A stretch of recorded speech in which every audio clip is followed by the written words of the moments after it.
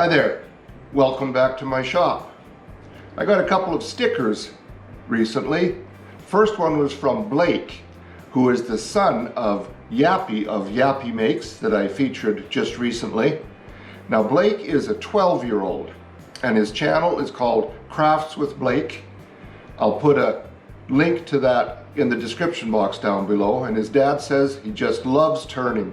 I think that's awesome, somebody that age getting into wood turning. We need more of them. Got another one, this one actually in the mail from John at Jiggy's Shed. I discovered Jiggy watching one of the videos he did of a clock for Hugh's 2021 clock challenge. Does some unique stuff. I think you'll enjoy him. Check him out. Links to both of these guys are going to be in that description box down below. Now today's project is a little different. I'm going to call it a lost and found project, and I'll explain why. Let's go take a look at what I got and how I got through it. I am starting to think that having a bad memory is not always a bad thing. I found this underneath my lathe back in the back of the cabinet that I built for the lathe, and it must have been there for more than 10 years.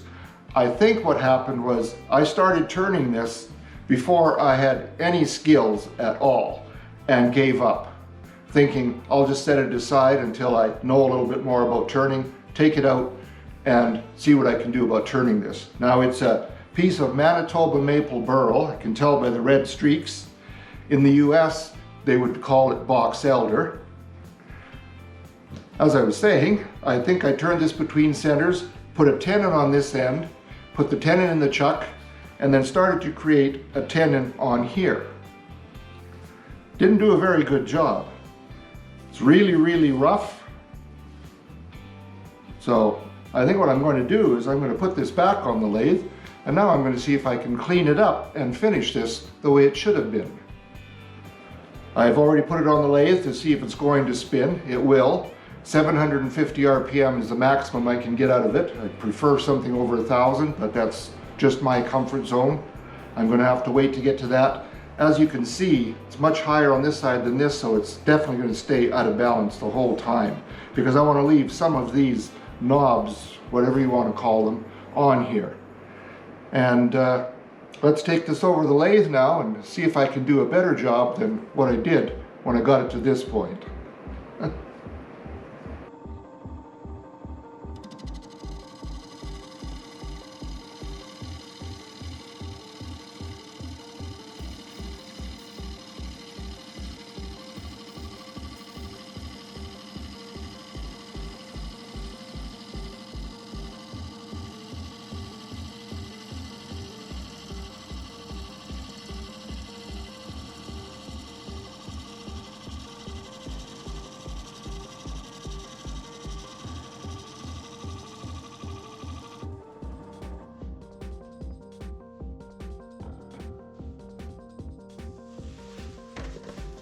Well, that's certainly a better cut than I've had in the past when I tried this.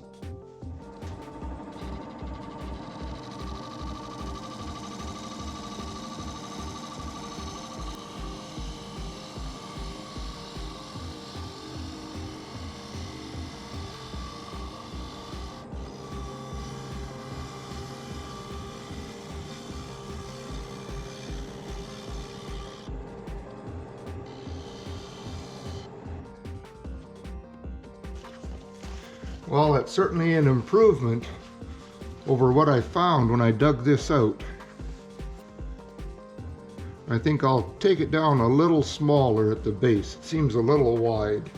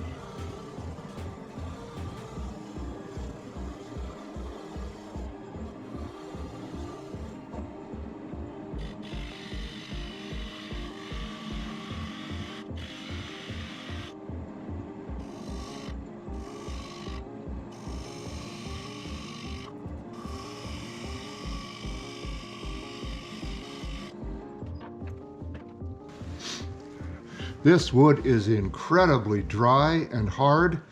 I'm going to have to hone my chisel again.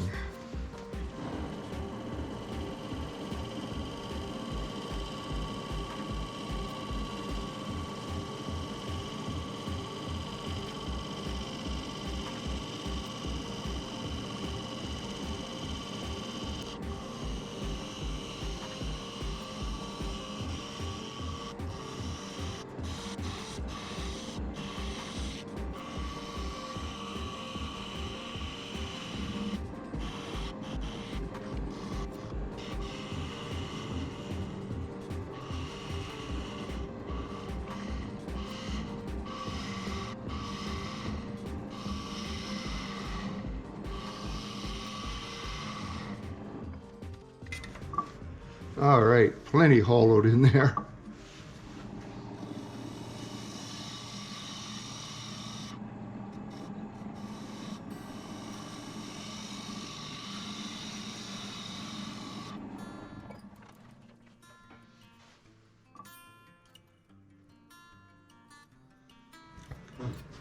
Well, I learned a little lesson.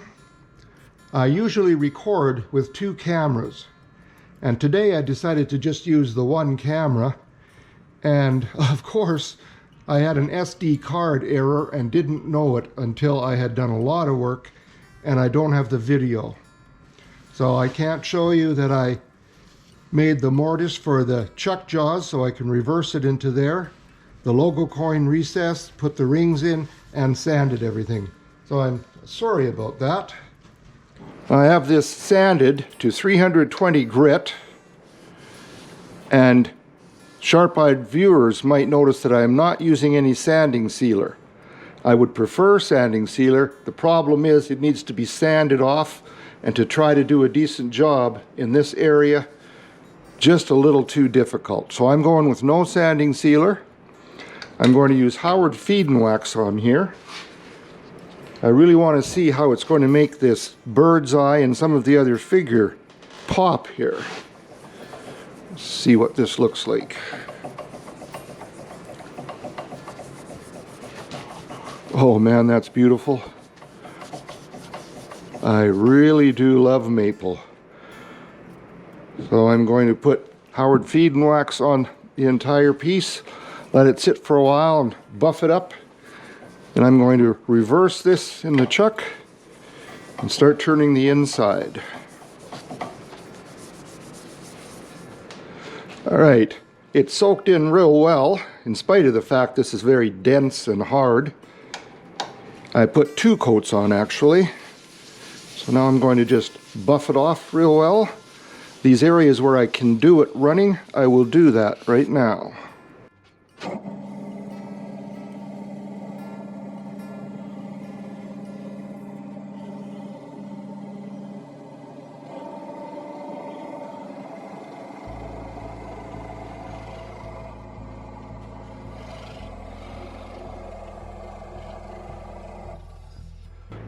Oh, I really like the looks of this. I'm going to just finish buffing it in the areas that I couldn't do with it spinning. And I'm going to reverse chuck it, and I'll be back.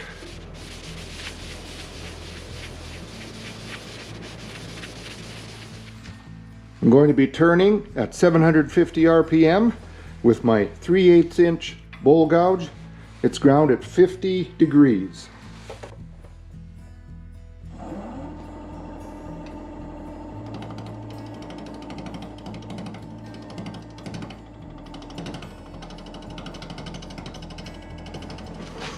Okay, did you notice the mistake I made, which could have been a bad one?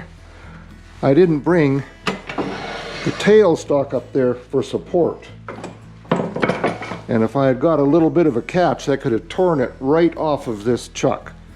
So I'll bring the tailstock up and I'll be back. All right, got a little support there. Now let's give this a try.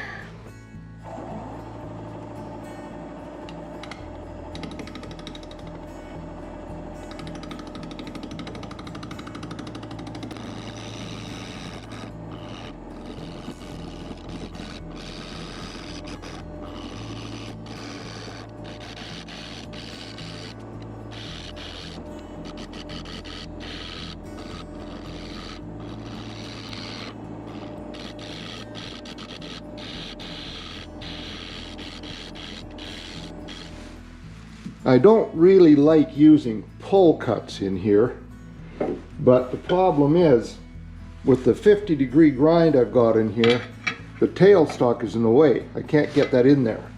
I have another one that's 35 degrees, and that might just barely make it. I'm going to give this a try.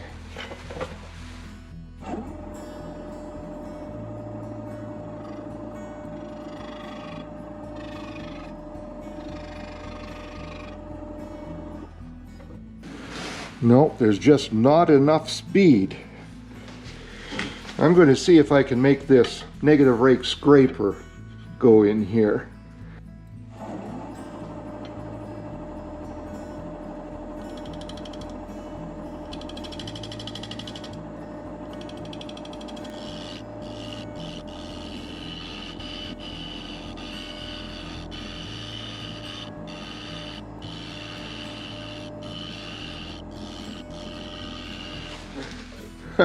Maybe I need to figure out how to contact Phil Anderson.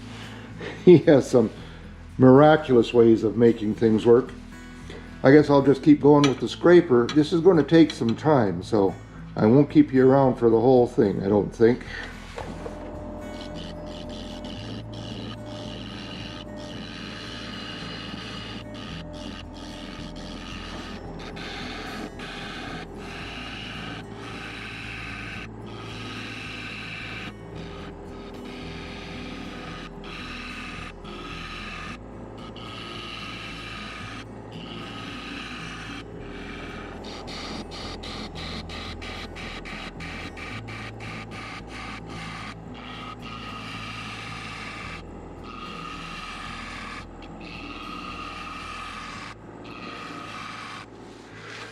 (1,000 RPM, 3/8 inch bowl gouge, freshly sharpened.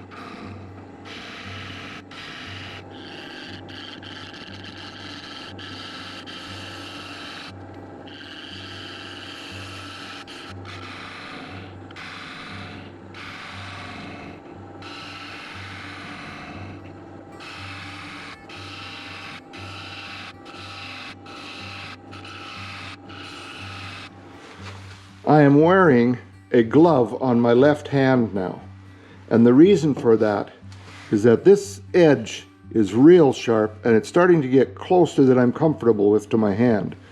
So if it comes around, I would rather have it nick this glove and tear it than nick my hand. There's no guarantee, but there's enough protection there that I feel more comfortable with it.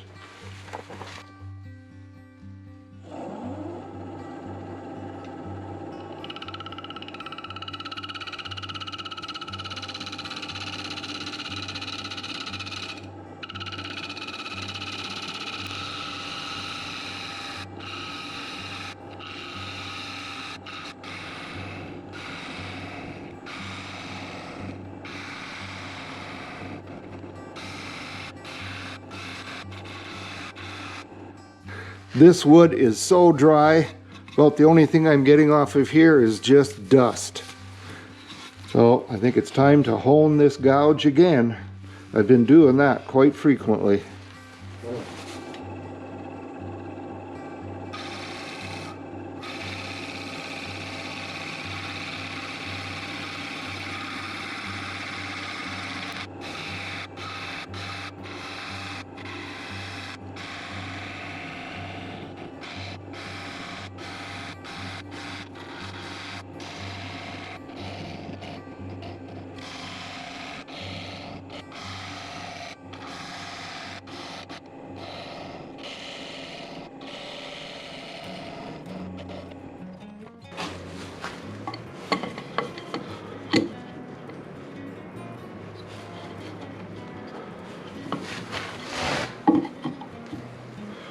Oh, that's plenty deep enough.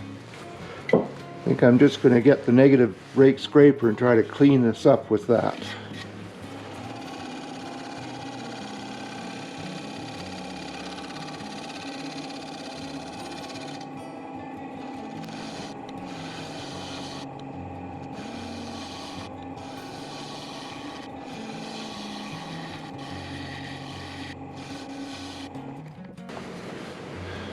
Oh, that is much better. A little bit more in right in this area, and then I'm just going to sand. I'm going to be sanding using a 2-inch disc pad with a shop-made extension. Keep my fingers out of there. This will be turning in reverse at 500 RPM. And I just want to point out, I left these walls real thick, as you can tell, because I don't want to lose all the character from this burl. So I'll get my air shield on to protect my lungs, and I'll be back, give you a real short look at how I'm going to sand in here. Once I get out to where there's a lot of air time, I'll just be locking the spindle to sand this part.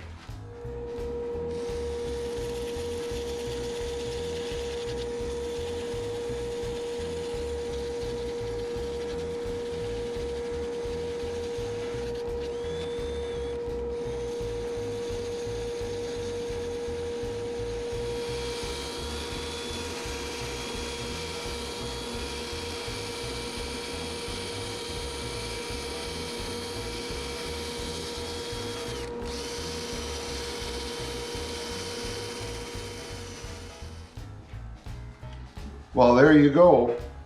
It's complete, and I'm really pleased with this. The figure in this is just amazing, especially on the inside. Just breathtaking. There's one thing I didn't expect. It's actually got a spot. I don't know if it'll show up. That's blue. I was looking for the red because this is Manitoba maple, but to see something blue, that's, to me, that's a little strange. However, it is complete. I'm pleased with it, and I hope you enjoyed this. And if you did, please click the like button. Let me know I'm doing something right. If you didn't, click the don't like button. But please let me know why so I can improve. Also, if you liked it and you haven't subscribed before, I hope you'll consider doing that. And a big, big thank you to those who have subscribed in the past. Your support means a lot, keeps me motivated. And if you wouldn't mind, share this with other people. I'd like it to be seen. Well, until next time, have a great day in your shop and be safe. Thanks for stopping in. You know you're always welcome in my shop. Bye-bye now.